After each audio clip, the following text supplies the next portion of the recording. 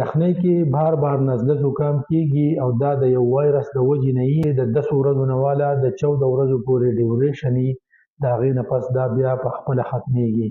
داسې څه میډیسن نشته چې هغه سړی استعمال کړي چې دا ختم شي. انټي بایوټیک په دې کې څه رول نشته.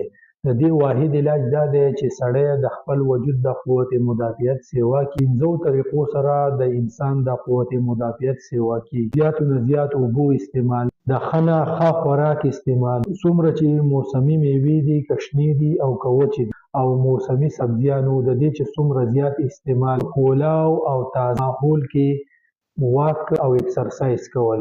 هر کال په نومبر میاشت کې د فلو ویکسینو سره د انسان د قوت مدافعت سیوا کېږي او بیا بار بار د نزلې زکام اټیک نه کېږي او که وشي نو ډېر په اسانۍ سره کور کېږي.